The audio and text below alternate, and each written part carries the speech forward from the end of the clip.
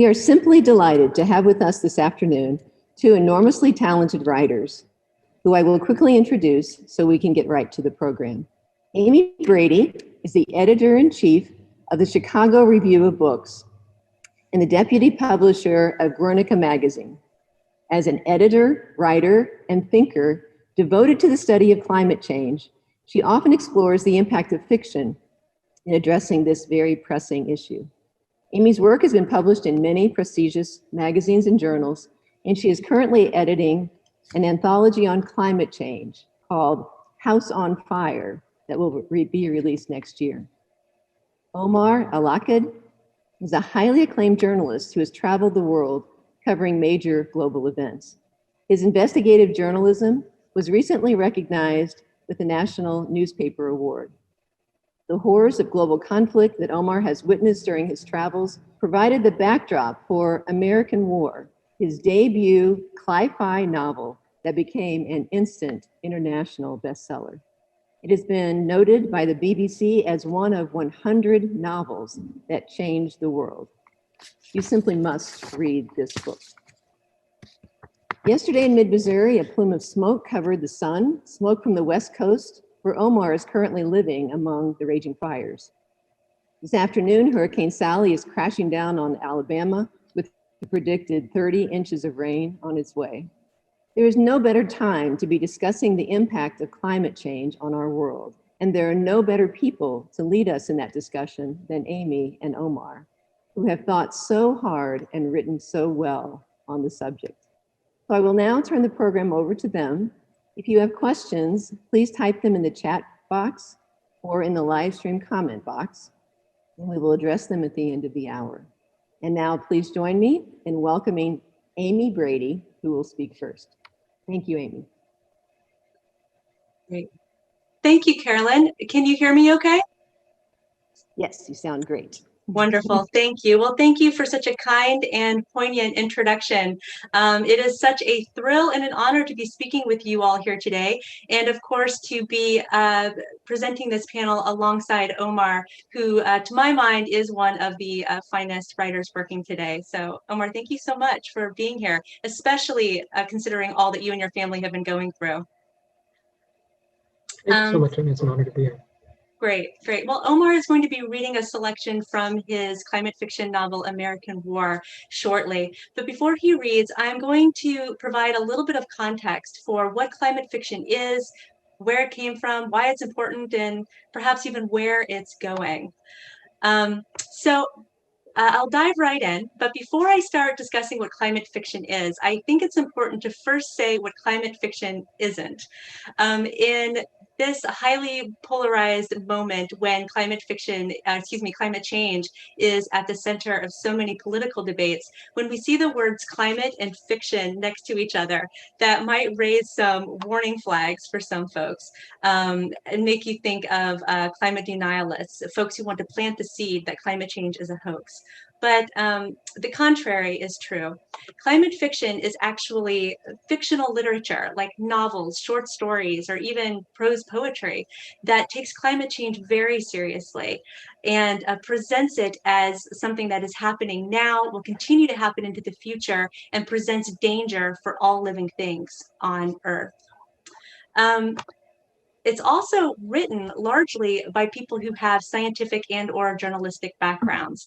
Omar himself, I know, has worked as a journalist. So Omar, I'm looking forward to speaking with you about some of that today. That said, climate fiction is not a new genre. It's been around for a long time. In fact, if you're a big book nerd like me, you could look as far back as the ancient Epic of Gilgamesh to read narratives about humans who are wrestling with large geological and climatic changes to the planet. But I would argue that the genre really has its roots in science fiction, and specifically with the publication of the UK author J.G. Ballard's The Drowned World, which was published in 1962, and The Burning World, which was published in 1964. I think of these books as the origin point for a couple of reasons. For one, Ballard presented climate change in these novels as being caused by human activity, and that continues to be a theme throughout much of the sci-fi that followed. also, Ballard had an enormous legacy of influence on the writers that came after him, specifically science fiction writers, many that you may have heard of, such as Margaret Atwood, Octavia Butler, Kim Stanley Robinson, Ian McEwan, T.C. Boyle, and many, many others. So for many decades, between the 1960s and into the early 2000s, climate fiction, or cli-fi, as it's sometimes called, really was a subgenre of science fiction. But around 2010 or so, something really interesting happened. The boundaries of the genre began to blur, and we started to see writers who are normally writing in all types of genres, from sci-fi, fantasy, literary, or as I like to call it, realist fiction, even romance. These novelists started taking up climate change as a key issue in their novel and started to refer to themselves as climate fiction writers. We also started to see a broadening of its geographical reach. Today, there are dozens and dozens of works of cli-fi published every year here in the United States by major publishers, but we're also seeing them published in the UK, Australia, South Asia, Korea, Dominica, Nigeria, Thailand. It's becoming an enormous phenomenon throughout the publishing world. So what is it exactly? Yeah, it's fiction that talks about climate change, but the thing is that climate change isn't a typical villain, right? It's not something that can be stopped with a bullet or a magic wand by some hero. It's this phenomenon that is literally planetary in scope and affects every level of our lives. So when we talk about how climate change is depicted in fiction, we can talk more specifically about the types of themes that are related to climate change, such as the fact that disasters become much more commonplace in works of climate fiction. We see representations of perpetual displacement of people as well as animals and insects trying to find new homes as their ecosystems are destroyed. We see this awareness of energy resource crises, and increasingly how capitalism, consumerism, and the legacy of colonialism are all contributing to climate change and continuing to drive it. These in and of themselves are also very big things, and this is why climate fiction is so important. Because while a scientific study is invaluable to climate change and our understanding of it, and while media reports are invaluable, there's something about a novel in its roughly 300-page form that allows you to just sit with it and its characters over an extended period of time and to see through their eyes what it's like to actually live through the worst of climate change's effects that can start to have a real impact on its readers. And in case you think that I'm just a book nerd who just really wants to convince you that climate fiction is great and you should all go buy it, let me tell you that there actually is some scientific evidence to start backing this up.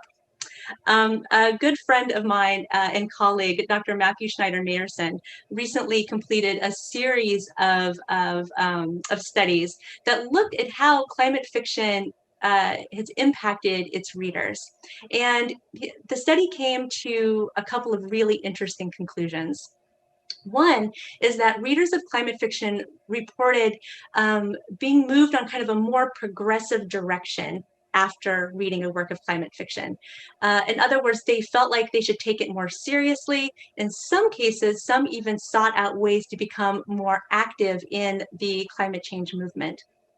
But what's even more exciting is that the study also revealed that readers who read climate fiction were much more likely to discuss climate change with their family and friends, including those with whom it was really difficult to talk about this in the past. And they often broached those conversations by handing a work of climate fiction to those family members and friends and discussing some of those themes that I talked about earlier. So it's a really exciting genre that is starting to take off in all types of directions. It's even beginning to influence the movie industry. You may have already seen some movies that deal with climate change. Some of them maybe not so good. Some of them maybe a little bit better. But what's really interesting is that movies, by the very fact that they reach an even larger audience, can also become vehicles for impactful climate fiction. And one of the largest nonprofits, environmental nonprofits in the world, the Natural Resources Defense Council, or the NRDC, has created what's called a Hollywood task force. And they are bringing together writers of climate fiction, climate scientists, and those who make movies in Hollywood to talk about how can we make more impactful movies, and by extension of that, make the climate conversation, climate change, a normal part of our conversations in entertainment. So it's a genre that's just going to continue to grow, reach more people, and I think become even more experimental and wide-reaching in the years to come. So I think I'm going to stop there because there's so much more to say about all of these things, but we are so lucky to have Omar with us, who is going to be reading a selection from his sci-fi novel, American War, and I want to leave plenty of time for us to talk about it. So, Omar, I'm going to turn it over to you. Thank you so much. It's always so great when we get to spend time together, even in this weird virtual world that we live in now. So, funny story about your colleague who did the study about the capacity for climate fiction to sort of change people's perceptions. He had contacted me at the beginning of this study and asked that I produce a piece of short fiction related to the climate. And he mentioned tangentially that the idea is to have something somewhat hopeful in tone. And I said, well, I'd love to be part of this, but I don't do hopeful that well.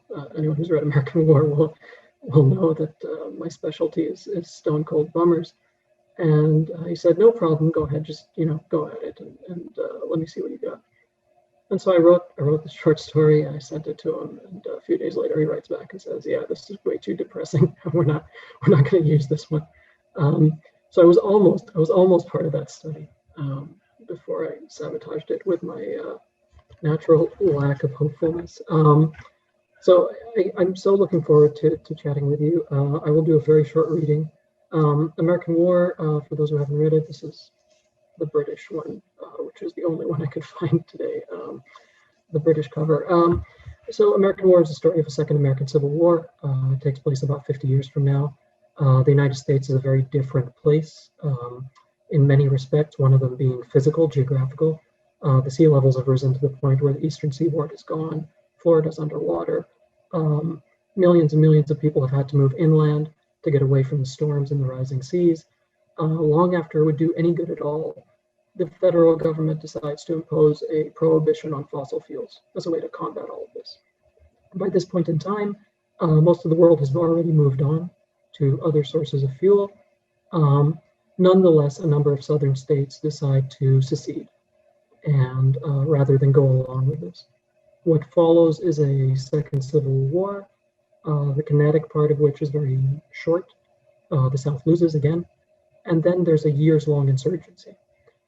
And the book takes place during those years of insurgency, and it follows the life of a single family. And it shows what this situation does to them, how it transforms them, and the ways in which that kind of condition can break someone. The book came out in 2017. I was fortunate enough to get a review in the New York Times. And the one thing I remember from that review is that the reviewer said that the dialogue was very melodramatic and the plot was very convoluted. And while I'd like to argue against both of those points, which means that I do a lot of explaining. So instead, I'm just going to read the prologue. This is the very first part of the book. Before I go, sorry, can you hear me okay? Is that generally thumbs up on audio quality? Is that okay? Cool. So this is the prologue of American War. When I was young, I collected postcards.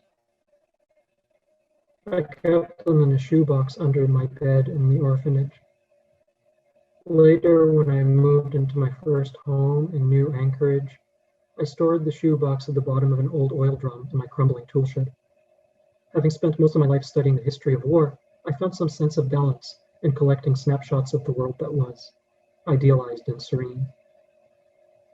Sometimes I thought about getting rid of the oil drum.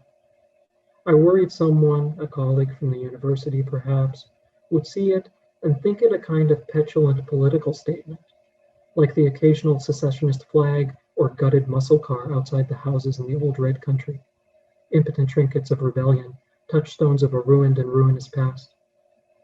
I am, after all, a Southerner by birth, and even though I arrived in neutral country at the age of 6 and never spoke to anyone about my life before then, I couldn't rule out the possibility that some of my colleagues secretly believed I still had a little bit of the rebel red in my blood. My favorite postcards are from the 2030s and 2040s, the last decades before the planet turned on the country and the country turned on itself. They featured pictures of the great ocean beaches before rising waters took them, images of the Southwest before it turned to embers, photographs of the Midwestern plains, endless and empty under bluest sky, before the inland exodus filled them with the coastal displaced. A visual reminder of America as it existed in the first half of the 21st century, soaring, roaring, oblivious. I remember the first postcard I bought. It was a photo of old Anchorage.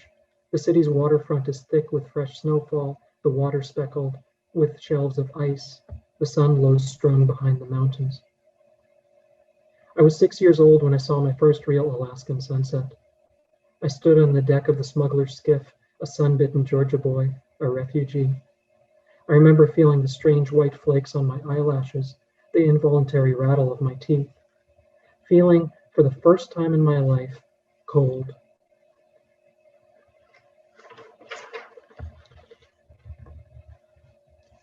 I saw the sun near the top. I saw near the tops of the mountains that frozen yoke suspended in the sky, and I thought I had reached the very terminus of the living world, the very end of movement. I belong to what they call the miraculous generation, those born in the years between the start of the Second American Civil War in 2074 and its end in 2095. Some extend the definition further, including those born during the decade-long plague that followed the end of the war. This country has a long history of defining its generations by the conflicts that should have killed them, and my generation is no exception. We are the few who escaped the wrath of the homicide bombers and the warring birds, the few who were spirited into well-stocked cellars or tornado shelters before the reunification plague spread across the continent, the few who were just plain lucky. I've spent my professional career studying this country's bloody war with itself. I've written academic papers and magazine articles, headlined myriad symposiums and workshops. I've studied all the surviving source documents, congressional reports, oral histories, harrowing testimony of the plague survivors. I've reconstructed the infamous events of Reunification Day, when one of the South's last remaining rebels managed to sneak into the Union Capitol and unleash the sickness that cast the country into a decade of death. It is estimated that 11 million people died in the war, and almost 10 times that number in the plague that followed. I've received countless letters from readers and critics taking issue with all manner of historical minutiae, whether the rebels were really responsible for a particular homicide bombing, whether the massacre at such and such really was as bad as the Southern propagandists claim. My files contain hundreds of such correspondence, all variations on the same theme, that I, a coddled new Anchorage Northerner, a neutral country elite who's never seen a day of real fighting, don't know the first thing about the war. But there are things I know that nobody else knows. I know because she told me, and my knowing makes me complicit. Now, as I near the end of my life, I've been inspecting the accumulated miscellanea of my youth. Recently, I found that first postcard I bought. It's been more than 100 years since its photograph was taken. All but the sea and the mountains are gone. New Anchorage, a sprawl of low buildings and affluent suburbs nestled at the foot of the hills, has moved further inland over the years. The docks where I once arrived as a disoriented war orphan have been raised and reinforced time and time again. And where once there stood wharfs of knotted wood, there are now modular platforms, designed to be dismantled and relocated quickly. Fierce storms come without warning. Sometimes I stroll along the New Anchorage waterfront, past the wharf and the harbor. It's the closest I can come now to my original arrival point in the neutral country without renting a scavenger's boat. My doctor says it's good to walk regularly and that I should try to keep doing so as long as it doesn't cause me pain. I suspect this is a sort of harmless pablum he feeds all his terminal patients, those who long ago graduated from "this will help" to "this can't hurt." It's a strange thing to be dying. For so long I thought the end of my life would come suddenly, when the plague found its way north to the neutral country, or the red rebelled once more and we were plunged into another bout of fratricide. Instead, I've been sentenced to the most ordinary of deaths, an overabundance of malfunctioning cells. I read once that a moderately ravenous cancer is, in a pragmatic sense, a decent way to die, not so prolonged as to entail years of suffering, but affording enough time that one might have a chance to make the necessary arrangements, to say what needs to be said. It hasn't snowed in years, but every now and then, in late January, we'll get a fractal of frost crawling up the windows. On those days, I like to go out to the waterfront and watch my breath hang in the air. I feel unburdened. I am no longer afraid. I stand at the edge of the boardwalk and watch the water. I think of all the things it has taken and all that was taken from me. Sometimes I stare out at the sea for hours, well past dark, until I am elsewhere in time and elsewhere in place, back in the battered red country where I was born. And that's when I see her again, rising out of the water. She is exactly as I remember her, a hulking bronzed body, her back lined with ashen scars, each one a testimony to the torture she was made to endure, the secret crimes committed against her. She rises, a flesh monolith reborn from the severed belly of the savannah, and I am a child again, yet to be taken from my parents and my home, yet to be betrayed. I am back home by the riverbank, and I am happy, and I still love her. My secret is I still love her. This isn't a story about war, it's about ruin. Amazing. Thank you, Omar. Whew. I first read that book when it first came out, and a second time since then, and I have to tell you, hearing you read it, it's kind of like being right back at that first time I read it. It's a really powerful, powerful book. So I guess we have some time now to talk amongst ourselves before we have the viewers ask us some questions. Do you mind if I ask you a question first? Absolutely. Yeah. So American War is about extreme American divisiveness, plague, and devastating climate change. My question is, Omar, are you a prophet? I mean, the short answer is no, and the long answer is no. I mean, you throw 350 pages worth of darts at the wall, you're going to hit the occasional bullseye. It's been really strange. So the reading I just did right now, besides reminding me of how numbingly boring my reading voice is also the first time that I've read it in this era, whatever this moment. You know, it's been a while since I actually sat down and read it. And I think this is my first sort of COVID wildfire myriad disaster reading of this book. And it reads differently, even those few pages to me just now. You know, I by definition, I can't say whether this is anybody's future. I can tell you that it's very much based on somebody else's present and somebody else's past. My intention when I was writing this book in 2014, I started in the summer of 2014, and I finished the first draft almost exactly a year later. So about 3 or 4 weeks before Donald Trump announced he was running for president. My intention was to work against the ease in this part of the world with which we can ignore the suffering of anybody outside of this part of the world. And so all I really did, you know, Jorge Luis Borges has this thing he said about how all literature is tricks at the end of the day. And no matter how clever your tricks are, they get discovered eventually. Well, American War doesn't have at its core a particularly clever trick. It's just an inversion. I took the hallmarks of the defining conflicts of my lifetime, so the last 40 years. And these are conflicts in which US involvement has either been indirect or from a great distance, and I recast them in the heart of the empire. The whole point is to say, look at this, to grab someone and say, look through these different pair of eyes. And so what is read overwhelmingly in American War in this part of the world as prophecy is largely just taking somebody else's misfortune and recasting it in a place that doesn't have to care about that misfortune. Mm-hmm. And it just so happens that we're in this moment now where a lot of things that have been happening to other people for a very long time are happening here. And so that, the sort of prophetic element of the book has been great for my royalty statements, and it's been great for marketing the book. But it was never my intention. I don't think this is how a second civil war would go down.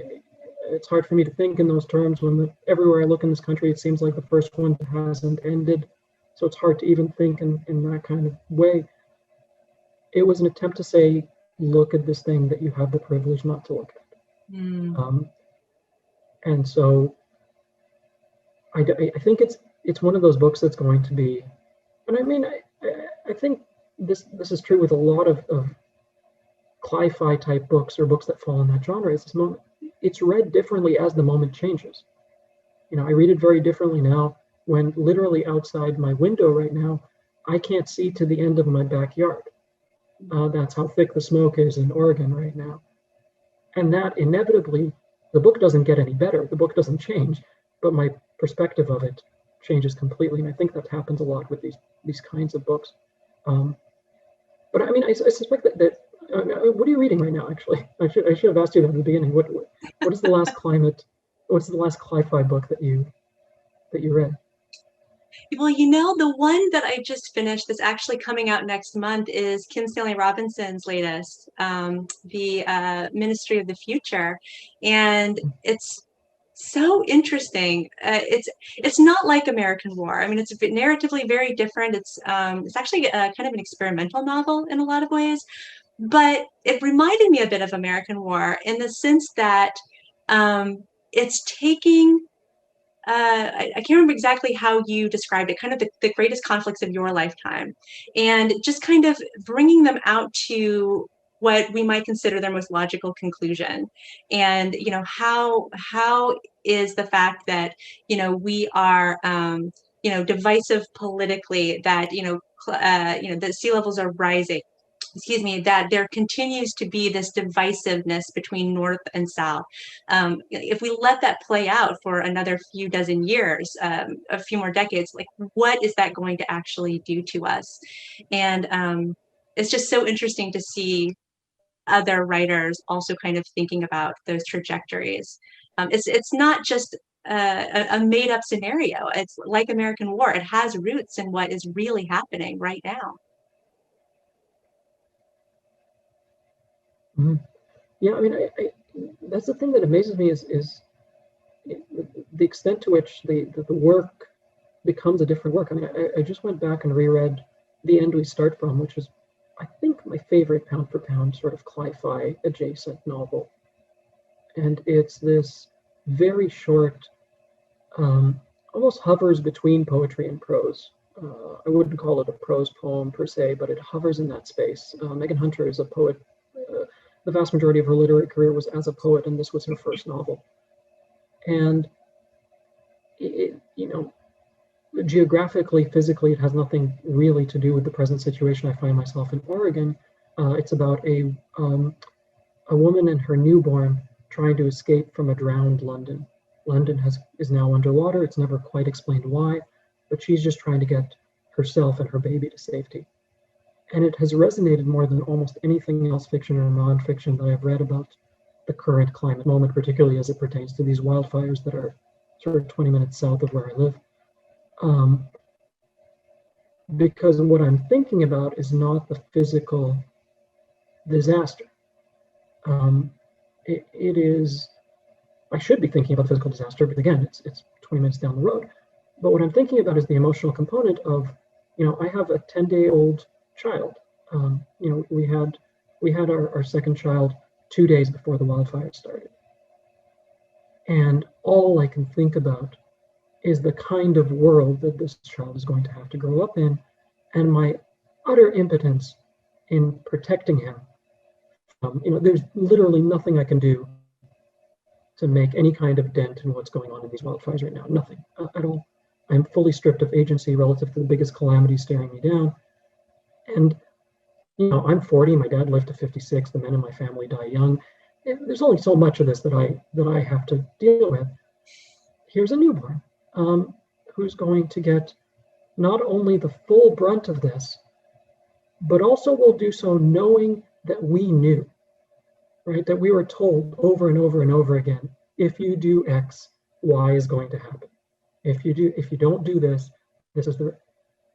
So those twin things of the amount of suffering that a new generation is going to have to deal with, and knowing that it could have been prevented, is a kind of overwhelming grief. And that novel tackles that in a way that renders the specifics of the crisis, the specifics of the physical disaster, almost irrelevant. And that, I think, is kind of the power of this genre when it's done well, is it completely supersedes whether it's a storm or a wildfire or whatever disaster is at the heart of it. Yeah. Margaret Atwood once told me that for those of us who really are powerless to make any changes, and let's be honest, that's most of us, maybe that's all of us at this point, one of the best things that we can do for not just ourselves, but for future generations is to serve as witnesses, as documentarians of what we have done to this planet and all that we are losing and about to lose. And I often think of novels like American War as a kind of bearing witness. I mean, even though they are fictional accounts, they are these, very powerful depictions of a mood. Like they capture the mood, I think, of what we are all living through right now, and what maybe some of our biggest fears are about what is going to happen in the future. I don't know. Is it weird to think of your novel in some ways as a documentary? I mean, I stole a lot from real life. I was a journalist for 10 years, and I got to go out to Afghanistan during the NATO invasion. Excuse me. And I was in Guantanamo Bay for most of 2008. I went back and forth covering the pretrial hearings for the prisoners there.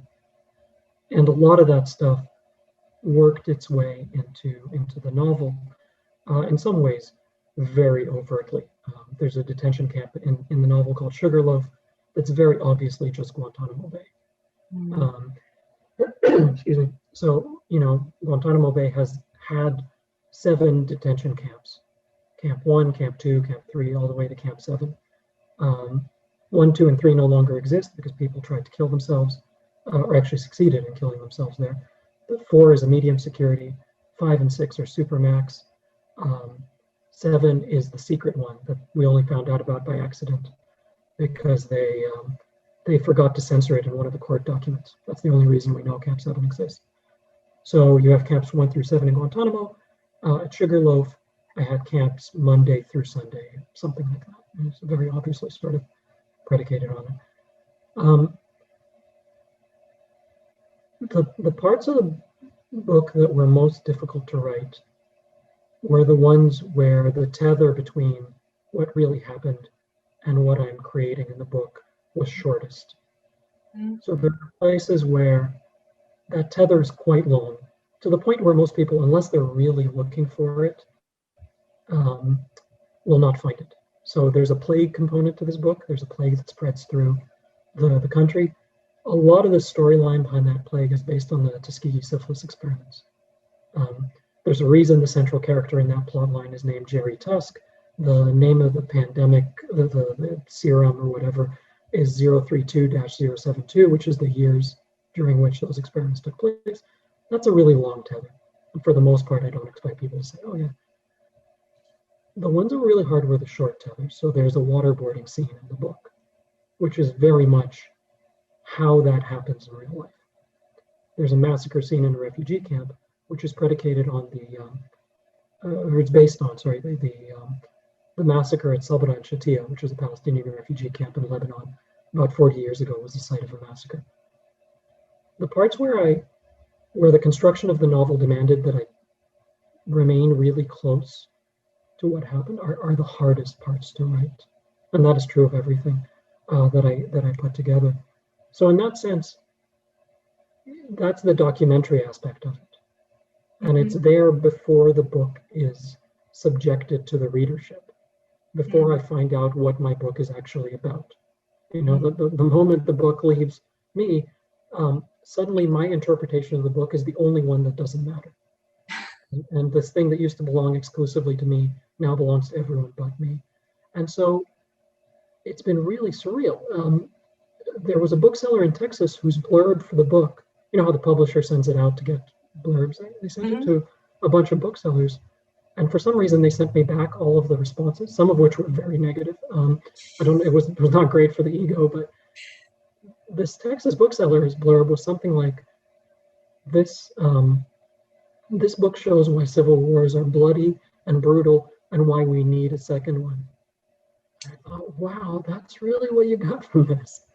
That is, you know, and it's fascinating. It used to be frustrating, but now to me, it's the most fulfilling part of the whole process, because I didn't know. And you start to understand how other people feel about this thing that was yours. Yeah. So, yeah, I don't know how it's going to be read past this moment. That's always a mystery to me. Sure. But, you know, speaking to the fact that so many different types of people throughout the ages will read your novel as they come to it.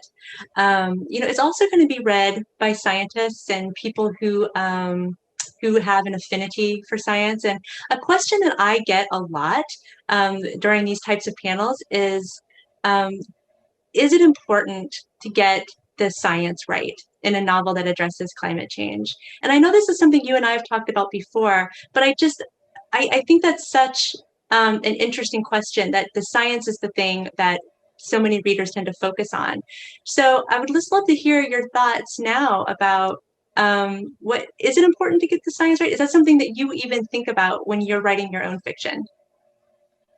It's a really good question. My wife is a chemistry professor, excuse me, and the main reason I'm able to run around and play boy author is because she has a real job that actually sort of, you know, pays the bills and whatnot. But one of the things she has to suffer through on account of being actually informed about a subject and not making things up for a living is that I will constantly go to her with questions about fully unrelated things that fall under the general subheading of science. You know, I'll ask her questions about food additives, and she'll say, well, I'm an inorganic chemist. I deal with energy. Well, why do you think I would know this? And I say, well, there's two people in this house, and I know one of them definitely doesn't know this. So she always has this perspective that is rooted in what is essentially the scientific method. You want to find something out. Step one, guess. Step two, design an experiment to figure out if your guess is right. Step three, keep iterating. You know, so there's no real endpoint. You're just constantly trying to make your guess better and experimenting to see if it is. What I've settled on with respect to this question is that good faith is more important than accuracy. So it's easy in the case of something like American War because I've said it in 2075. So already we're done, right? There's no accurate accounting right now of what 2075 is going to look like in terms of sea level rise or storm strength or any of that. So I'm relieved of that obligation from the get-go. But I think you can tell very quickly if the made-up world is made up in good faith with respect to what the science says. So, you know, is the sea level going to be 1 meter higher in 10 years? Is it going to be 10 meters higher in 1 year? I don't know. I have predictions. I've read some of the research. But if I write a book in which I discount the science and essentially operate in bad faith with respect to the science, that to me is a literary crime in this genre. Hmm. The accuracy of it, we both talked to the folks who do this for a living, and they've both told us these stories about how the conservative estimates from a few years ago now seem woefully inadequate. The liberal estimates seem, like we've seen that dial move quite a bit. And Mm-hmm. I can be accurate relative to the moment that the book was written, 2017. Maybe by 2027, it all seems quaint anyway. I think if you're in a place where you are operating with good faith to what the science says in terms of trends, in terms of what is happening in the big picture, I don't think you need to get precisely 1.57 meters of sea level rise or something at that level. But I don't know, where do you stand on this question? Yeah, I mean, I've thought a lot about it too, and certainly reading those studies that Matthew has done about influence of sci-fi novels, but I also just use my own reaction to these novels as kind of a gauge. And what I really appreciate a novelist doing well is it's regardless of whether they talk about the science at all, like, are they talking about why we got into this mess in the first place? In other words, like, what is the psychology of the moment, or what is I'll go as far as to say, what is the lunacy that kind of drove us to the point where we have sucked so much oil out of the planet that we've destroyed the biosphere, the one thing from which all value is derived. I mean, that's just insane to me. And when a novel kind of starts to pick at that a little bit, like, why do we continue to do the very thing that is to our detriment? I think that it's a more enlightening and enriching reading experience. I certainly thought that you did a lot of that in American War, because your characters like Sarah and in Interval Family. I mean, it's such a they kind of tie themselves into ethical knots, trying to figure out, like, what is the best next move that's best for my family, even if it's not best for the world at large. Those are the types of things that I think are most interesting, and I also think they're just valuable. I mean, I don't know if you think this, but I feel like we tend to live in a culture that likes to simplify arguments and things, and when we and take the time to read a work of writing where we actually engage with just how complex, life actually is, politically and morally speaking, I think the better. Yeah, absolutely. I mean, excuse me. I feel like I'm just going to provide a rambling answer, but I see another screen opening up. Oh, yeah. Probably has audience questions for us, so I will pause there. Okay. I think we'll throw it back to you, Carolyn. All right, very good. Okay, we'll take some questions now from the audience. This first one is for you, Amy. It's from Tim. Can apocalyptic-centered stories that feature a bleak environment, such as Cormac McCarthy's The Road, be considered climate fiction? Oh, interesting. I mean, there are definitely a lot of lists, both in the popular, press and even in some academic studies that I've read, that would call that novel cli-fi. The thing about climate fiction is that the longer and longer in which we live in an era where climate change is a thing, the more complex and experimental and diverse works of climate fiction are going to become. To the point where I think it's perfectly reasonable to say that it's no longer a genre. It's just literature that represents the condition in which we live. And so, as genre definitions change in response to the world around us, I think it's going to become even more kind of encompassing of other titles, like the McCormick book. So that is a long way of saying yes and maybe. Sounds good. All right, Omar, this is quite a question for you. It's from another Timothy. Do you ever feel like your work is profiting off of a crisis? Or do you feel like its cultural impact outweighs its profits? I'm not trying to judge you, just thinking about how I might feel if I had written it. No, I don't feel judged at all, and the answer is the former. Almost all of the time, I feel like I'm profiting off somebody else's misery. There's probably a way to massage that into a slightly less blunt statement, but that is the truth. The truth is that this book has sold far more copies than it deserves to sell, purely on the strength of American navel gazing, I guess. The idea that you call a book American War, and it's about a second civil war, and it has this very sort of bang premise, and we got tons of offers for the film rights, mostly by people who'd never read the book. They just read the synopsis.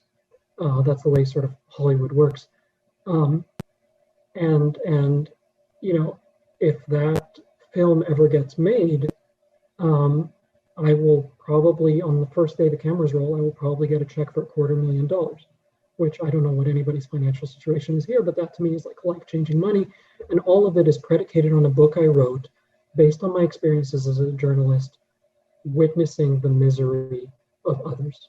Misery that now, by virtue of living in this country, I don't have to deal with. There is no way to massage that into a situation where I say, oh, but I'm doing the greater good of blah, blah, blah, blah, blah. No. My intentions don't really matter relative to the book as a, as a commercial product, which the day I signed the publishing contract, it became a commercial product. I've never been able to settle on a personal interpretation of that reality that does right by my conscience. The only thing I know how to do is write, and I'm going to continue writing. And I write about things that make me angry, which means that I end up writing novels about other people's misery, and that's going to be the case for the rest of my life. I have a new novel coming out next summer. It is even more of this kind of situation. It's a shorter book. It's not American in setting, but it is very much predicated on real world misery. And if it does well, I will make money. I've already made money. I've sold the novel. The only thing I can say in addition to that is that I felt this way as a journalist as well, because I would get parachuted into war zones. I would get parachuted into situations of extreme misery. I would witness what's going on. I would write about it, and then I would get out. I didn't have to stay there, right? That is the central privilege, an exit. So it hasn't gone away, and it's been there for the entirety of my writing career. It's somewhat more abstract in the realm of fiction, but it's always been there in one form or another.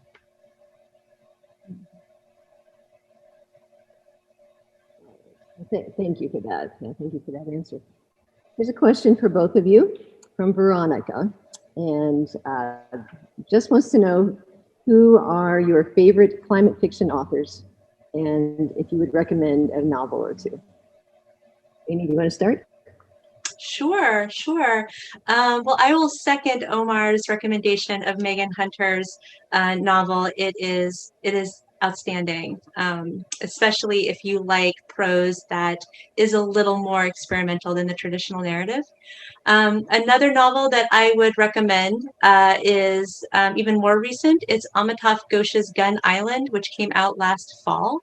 It's a really gorgeous novel that is set in the present and follows a man around the world as he starts to see climate change unfold in different regions, not just in the traditional ways that we think of it in terms of wildfire and flooding, though those things are in the book, but also in strange animal sightings. Leaves and plants looking different at times of year where they shouldn't look the way that they do. And he talks about it in terms of wonder, how we're living through this kind of great, not just this great warming, but this great weirding of wonder and science, and how in a lot of ways, if we look back to the past, to, not just hundreds, maybe even thousands of years ago, to, our ancestors who could only think of the world in terms of myth and to make sense of it, that perhaps in some ways they could understand the world better than we do because they were willing to accept just how strange and weird things can get. And I won't say any more than that at risk of giving anything away, but it's wonderfully, beautifully done, that I think really starts to get to the heart of what I was talking about earlier, kind of the psychology of climate change and how we think about it right now. Yeah, I'll do two very quickly. One is a young adult novel called The Marrow Thieves by Cherie Dimeline. She's an Indigenous author. She lives up in Canada. Her, excuse me, her new novel just got released in the US this year. The Marrow Thieves is about a future in which we have lost the capacity to dream. The only people who are still able to dream are Indigenous folks because of something that lives in their marrow, and so they're being hunted for their marrow. It takes place in this kind of climate dystopia, and it's a really incredible piece of speculative fiction, and really good on the intersection of issues that would be very hard to sort of put together in a kind of in any other setting than what she did. It was really, really amazing piece of YA. The other is not cli-fi, but it, to me, does what cli-fi is supposed to do. Very old book, not particularly great. It's called The Last Babylon by Pat Frank, I believe. It was written about 60 years ago. Set in a small town in Florida. One day, the Soviets attack. There's a nuclear war, nuclear Armageddon in the US. Excuse me. And it starts there and follows the lives of the survivors. And it's very much interested in the pragmatic day-to-day life after the infrastructure has been wiped out. So how do you trade with people? What do you do when the water supply might be contaminated because a nuclear bomb fell a few miles that way? It shows its age. It's really bad on race, really bad on gender relations, but it is a perfect piece of writing that comes from somebody who is terrified about something, who is terrified about a possible iteration of the future and wants you to know exactly what's going to happen if we don't change our trajectory. And that to me makes it kind of honorary cli-fi, because I feel like that's a lot of what cli-fi does, is someone terrified about a future telling you, here's the details of what it's going to look like if we don't change our ways. So those two spring to mind. All right, thank you. This was another one for you, Omar. What specific call to action do you have for those of us who are less affluent? It's all well and good for someone to be involved in a solution if you are Elon Musk, but what about for those of us who don't have so much money? What can we do? I never know the political makeup of my audience, and you can go to my Twitter feed to find out my politics are very clear, and how I feel about the right wing in this country is very, very clear. And so while my initial instinct is to immediately say, please never vote Republican again, it's not particularly helpful. I would say a couple of things. One is do whatever you can to combat the ideological silos into which this country has largely been divided. And that doesn't mean, please go be nice to somebody who thinks COVID was invented by Bill Gates and passed through 5G wires or whatever. It means talk to people. It means open up that discourse.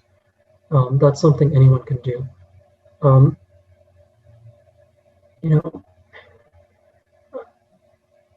I go back a lot to this idea of literature being kind of weaponized empathy. You grab someone and you say, look through these different pair of eyes. Anything you can do to engage in that act is not a solution, but it brings you closer to one if it exists. So, two things. Politically, focus on people who are centering policy proposals that are rooted in compassion rather than violence. Let's give people houses instead of lock them up. Let's give people health care instead of fining them, taking away their voting rights when they can't pay the fines. And don't look for that just once every 4 years at the highest office in the country. Look for it in your school board. and your local town council and all the rest of that. Work your way from the bottom up rather than once every 4 years from the top down. That's political. Emotional, psychological, society-based. Do what you can to learn about the experiences of people who aren't you. That's as broad a recommendation as I can give, and I deliberately make it broad because, again, like you said, I'm not Bezos. You're not Elon Musk. We don't have billions to spread on getting the right people elected. Broadly, as a means of orienting yourself in your society, I would say those two would be my central recommendations. Great, thank you. For Amy, it's a question from Doug. Given the gravity of the global environmental crisis, what organizations would you encourage donors to support and to support most generously? Oh, great question. Well, again, I think my politics probably align very closely with Omar's. So I think my suggestions are going to certainly also politically align in that way. I mentioned earlier the Natural Resources Defense Council, the NRDC.